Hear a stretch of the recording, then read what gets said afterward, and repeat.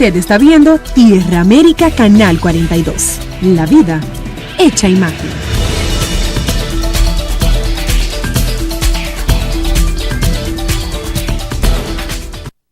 Recuerda que el siguiente programa es clasificación A, apto para toda la familia. Tierra América, la vida hecha imagen.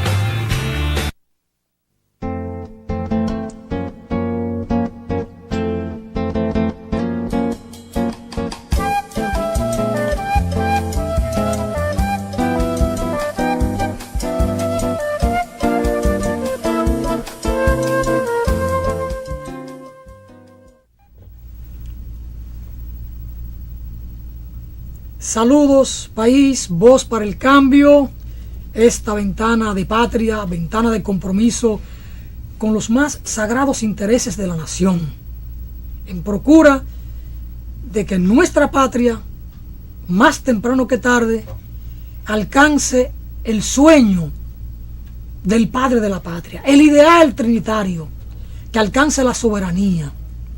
Nuestra patria ha de ser libre de toda potencia extranjera, decía y clamaba Juan Pablo Duarte. Todavía es una meta inconclusa. En este país nadie puede asegurar que ejercemos plenamente la soberanía. Y por eso el profesor Juan Bosch fundó el Partido de la Liberación Dominicana, para completar la magna obra del patricio Juan Pablo Duarte. En la entrega anterior, don Chalhú Mejía decía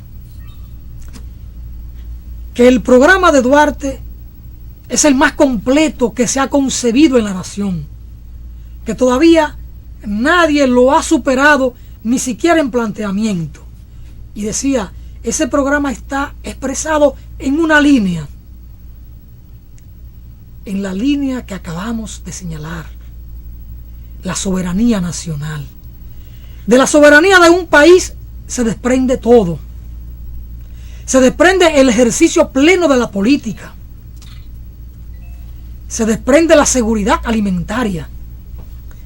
Se desprenden las acciones necesarias para que no haya una gran masa de la población desempleada. Se desprende la necesidad de invertir en educación para que ese pueblo llegue a niveles culturales tales que pueda efectivamente garantizar la soberanía a partir de la premisa martiana que establecía ser culto para ser libre.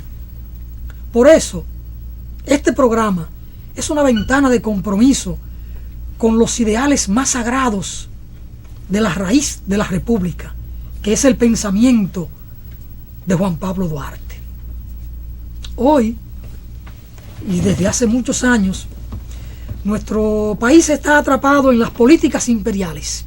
Es decir, nuestro accionar político o lo que hacen las autoridades en el país siempre están mediadas esas acciones por lo que dicte el imperio, por lo que a los países del centro le convenga. Es decir, son los intereses de las grandes potencias las que marcan o mediatizan las acciones de los políticos dominicanos. Por eso, este pueblo tiene que seguir luchando para hacer realidad el sueño trinitario o los planteamientos de los trinitarios. Nos alegró mucho esa conversación con Rafael Chalhú Mejía, una conversación de patria.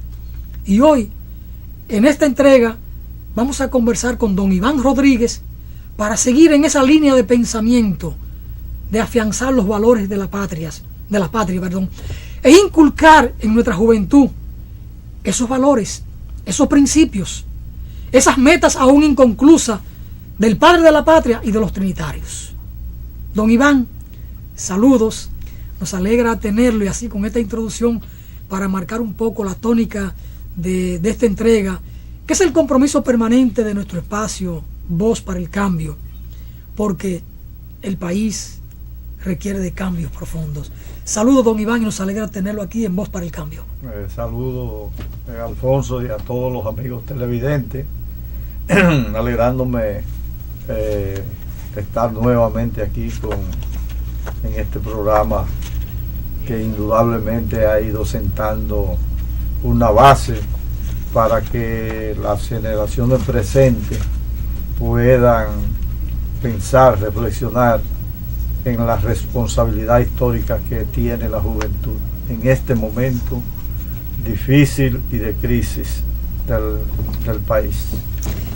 Don Iván, en estos días se puso a circular un libro que tengo aquí a mano de un amigo, de Augusto Sención Villalona, bajo el título sugerente, atractivo de Declive de la hegemonía de los Estados Unidos.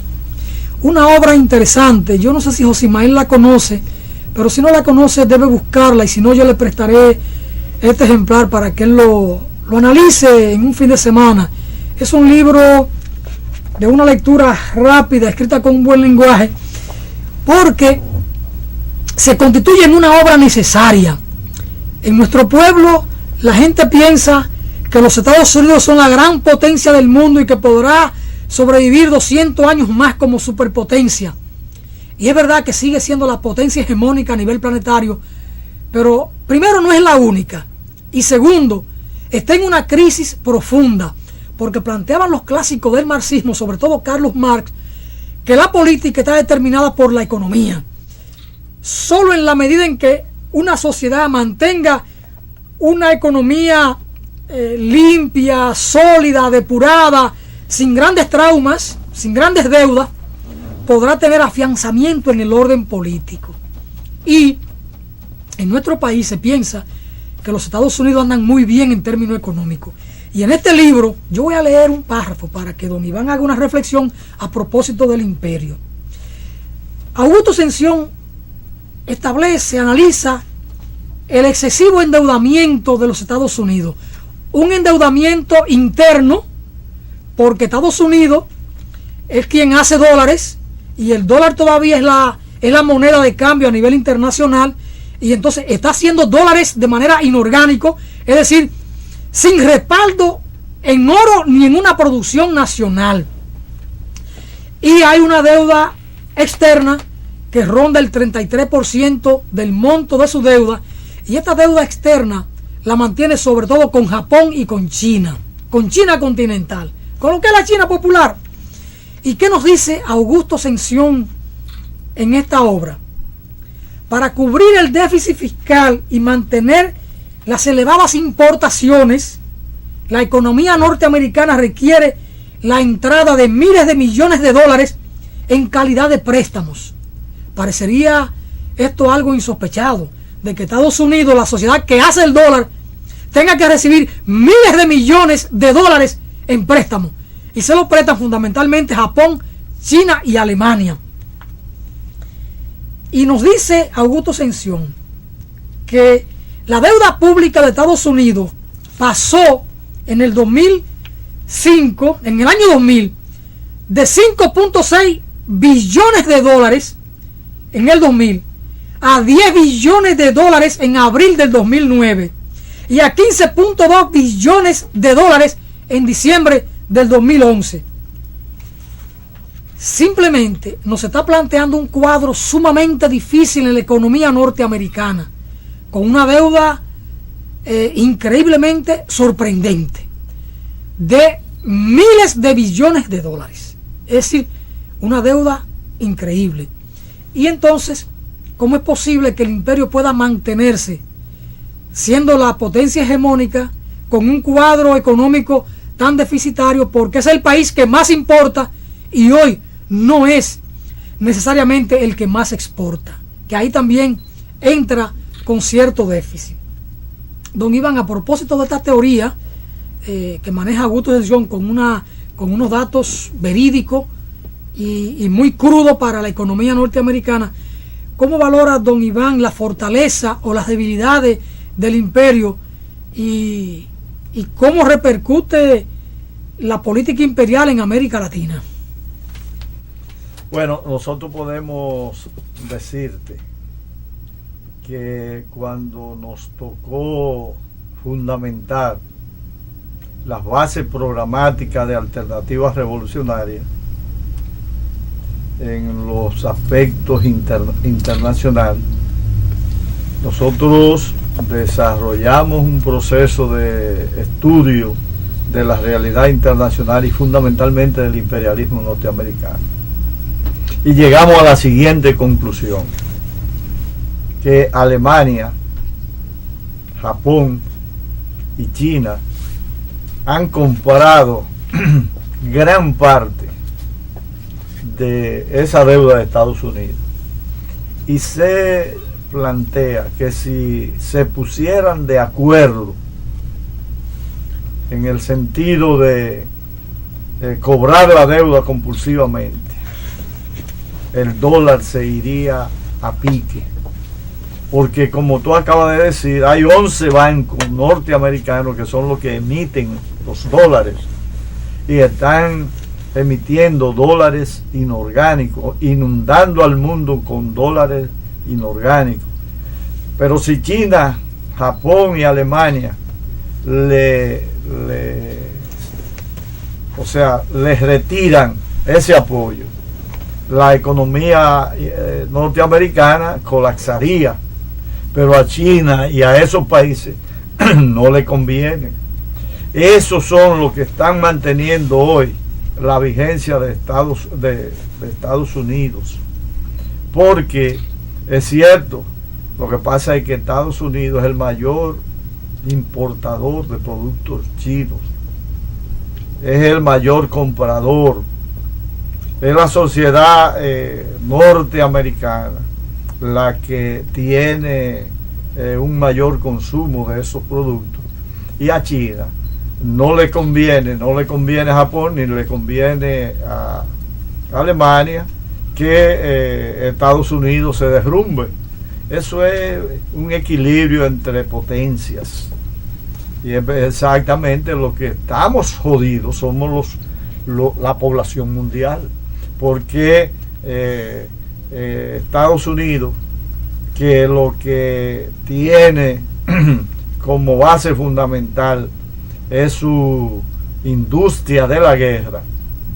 Por eso Estados Unidos, la producción alimentaria y de otros renglones está muy por debajo de esas potencias. Sin embargo, Estados Unidos, su fuerte industrial es la guerra, y entonces por eso es que fomenta la guerra en todos los continentes y crea dificultades para precisamente vender las armas, vender los equipos de guerra y mantenerse como la potencia más grande de la tierra.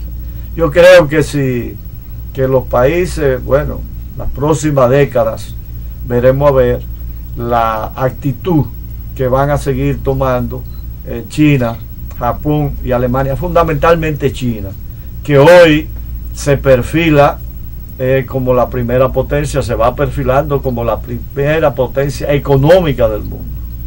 Y entonces esa competencia con Estados Unidos la llevará a tomar decisiones trascendentales para el mundo. Y yo creo que como Estados Unidos, ellos tienen la principal deuda con China, China tendrá que adoptar algunas posiciones, pero indudablemente Estados Unidos es el país más endeudado de la tierra, y entonces trata de resarcir la situación económica que tiene, sobre explotando a los países pobres, a los países del tercer mundo, como el nuestro.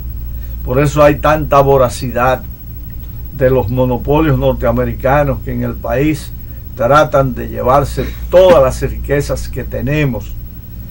Es así como esas potencias han tratado de crear esas grandes fortunas, o sea, ese gran poder económico, robándole las riquezas a los pueblos pequeños y atrasados.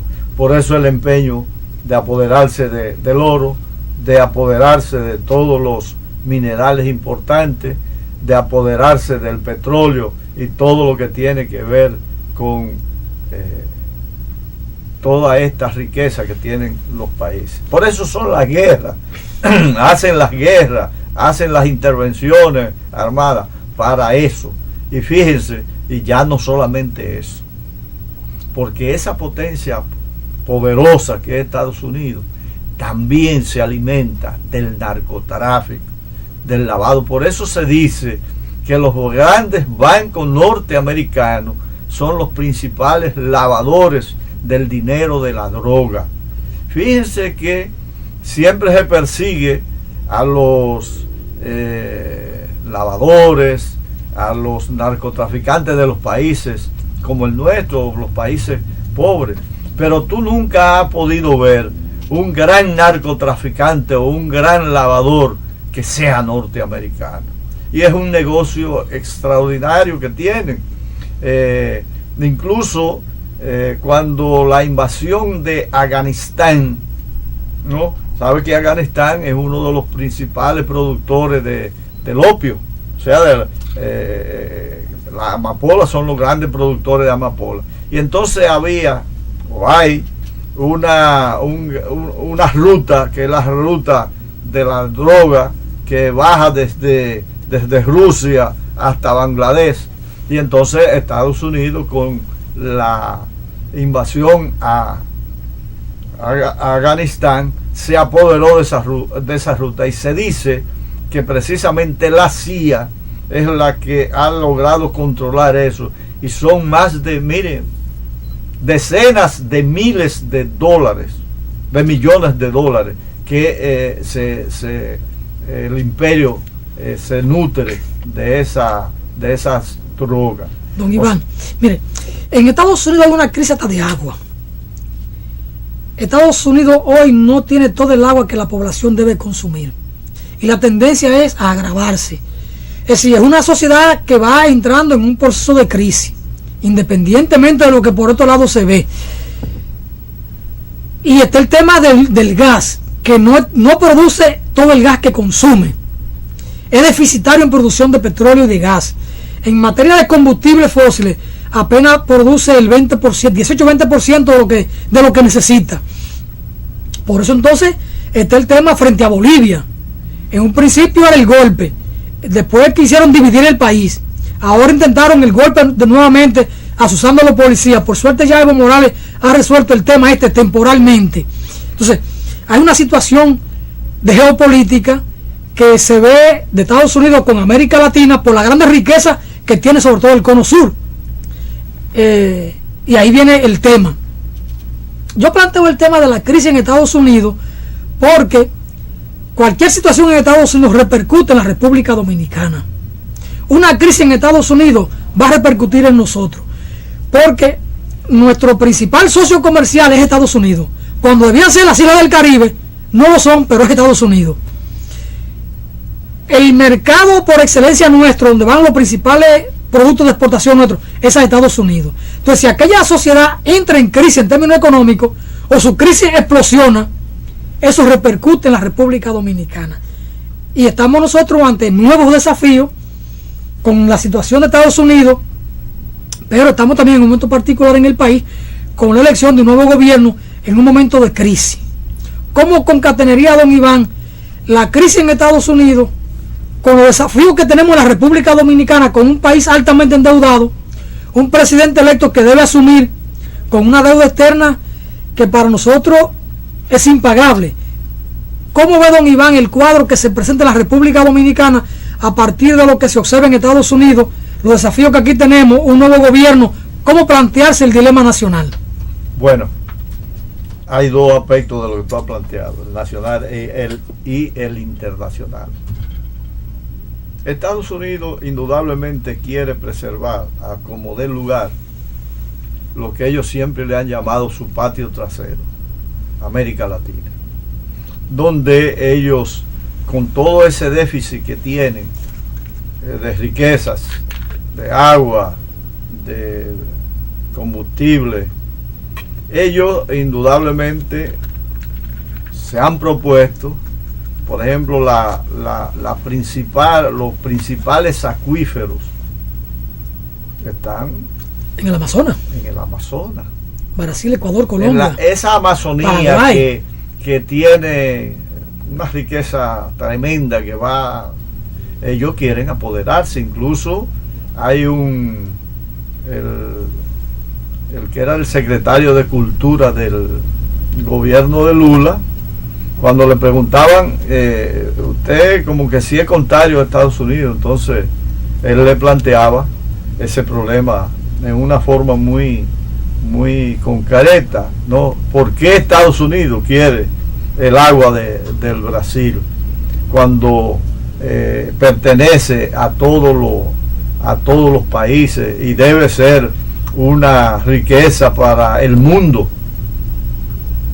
Pero ahí están los grandes yacimientos de petrolíferos en Venezuela, que ahora se dice que Venezuela es el segundo mayor productor o que tiene petróleo.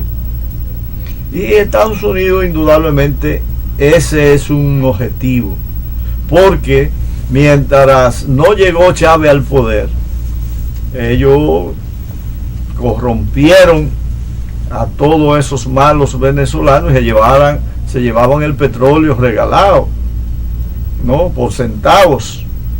Lo mismo pasaba en Bolivia, lo mismo pasaba en todos esos países. Pero ahora se encuentra con que se han instaurado gobiernos que defienden las riquezas para beneficio de su propio país, para los venezolanos, para los ecuatorianos, para los bolivianos, para los nicaragüenses. Y entonces Estados Unidos quiere pasar a la ofensiva para ellos tratar de lograr que esas riquezas contribuyan a paliar la crisis que tienen. Y comienzan a conspirar y se fueron, como la vez anterior, por el eslabón más débil. Anteriormente el eslabón más débil era Honduras. Crearon las condiciones y echaron abajo a Manuel Zelaya. Pero esa política, en la aplicación de esa política, los norteamericanos no han desistido nunca. Y entonces ahora el eslabón más débil de esa cadena, ¿no?, era el Paraguay, y han dado un golpe de Estado, como se diría o se está diciendo, institucional, ¿no?, para echar abajo a Lugo. Pero el objetivo no es solamente Paraguay, ya se ha venido conspirando para echar abajo a Evo Morales. Pero el indio, como decía él aquí en la Universidad Autónoma de Santo Domingo, el indio no le ha salido tan fácil, y entonces ha buscado la vuelta, ¿no?, de resolver los problemas sin tener que involucrar los mecanismos de represión para enfrentar las demandas, algunas veces desbordadas, porque lo que busca es crear dificultades para garantizar, justificar el golpe de Estado o el magnicidio contra Evo Morales. Incluso, bueno recordar que se ha denominado Estado plurinacional, porque convergen estados que han conspirado contra el gobierno, que no estaban en favor del gobierno, y se buscó una forma de convivencia para no dividir lo que es Bolivia, porque ese era el objetivo. Habían estados que querían declararse autónomos por la política norteamericana, o sea, por orientación norteamericana. Y ya ustedes conocen que en Venezuela eso es permanentemente conspirando contra el gobierno de Chávez, y esa es una tendencia de Estados Unidos en América Latina, con el objetivo de pasar a la ofensiva y echar abajo todos esos gobiernos que han sido capaces de unificar a su pueblo, de garantizar gobiernos que defienden las riquezas, que defienden primero la soberanía, las riquezas que tienen para beneficio de su pueblo. Tú ahorita hablabas, y vamos a entrar en lo nacional, de la soberanía.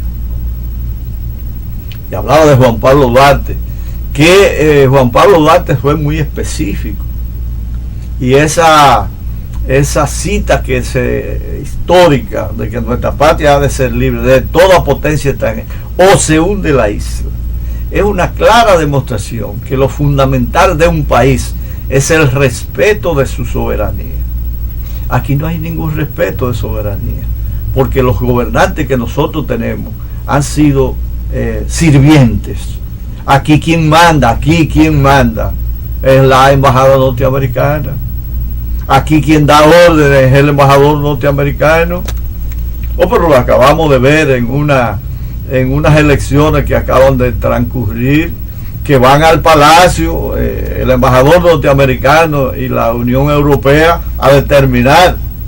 Y luego el día de las votaciones a las 11 de la noche ahí estaba el embajador norteamericano diciendo: esto se acabó, esto es lo que va. Por eso el PRD no pudo dar ninguna información la noche de las votaciones ni al otro día, porque todo el mundo estaba consciente que indudablemente le había un fraude, que el PRD lo había denunciado hacía muchísimo tiempo y no fue capaz de tomar medidas. Pero además de eso, porque el que manda, en este caso, el procónsul norteamericano, dijo: ya esto se cerró y esta es la decisión. No fueron los dominicanos los que tomaron decisiones, señores, finales. Y así es en todo. Esos monopolios de la Barrigold y de Mass Unigol, todo eso son monopolios canadienses norteamericanos, donde está la familia Bush, donde está el vicepresidente Cheney y otros. O sea, y a eso les regalaron el oro dominicano en un contrato que los malvados, así hay que decirlo, los malvados diputados dijeron que ni siquiera lo habían leído, lo firmaron, porque en eso están envueltos los PRDistas, los PLDistas y los reformistas. No fue capaz ninguno de esos partidos de oponerse a esa entrega descarada de nuestra riqueza y de nuestra soberanía. Por eso entonces la defensa de nuestra soberanía pasa por la defensa de nuestra riqueza, por la lucha porque en este país se haga valer la soberanía. ¿Cómo se hace valer la soberanía en caso de la explotación de riquezas que el gobierno o el país no está en condiciones de explotarla por sí propio? Siempre busque que el país tenga precisamente la soberanía sobre ella. Generalmente el 51% o el 60%, pero nunca por debajo ni en condiciones leoninas como se ha firmado el contrato con la Barrigold y demás. Hoy se ha concesionado todo el país a compañías norteamericanas y canadienses. Entonces nosotros decimos: la soberanía nacional pasa precisamente por defender nuestras riquezas, por hacer que los dominicanos seamos capaces de autodeterminar nuestro destino, no que nos impongan qué nosotros debemos hacer y cuándo debemos hacer. Ese es un tema interesante. Yo le decía a Narciso en días pasados que yo me conformaba con una propuesta que aglutine a todos los democráticos por la soberanía nacional, sin tener que elaborar un programa de 30, 40, 100 páginas. Y me decía Narciso: Alfonso, pero la soberanía es todo. Si la soberanía es todo, pongámonos de acuerdo con eso y unifiquemos a este pueblo en la necesidad de reconstruir la nación. Por eso, Rafael Chalhún Mejía decía aquí, en la entrega anterior, que Duarte concibió el programa más completo, aún no superado por político alguno de la República Dominicana. Un programa en una línea: la soberanía nacional. Es un tema interesante. Usted ha tocado diferentes aspectos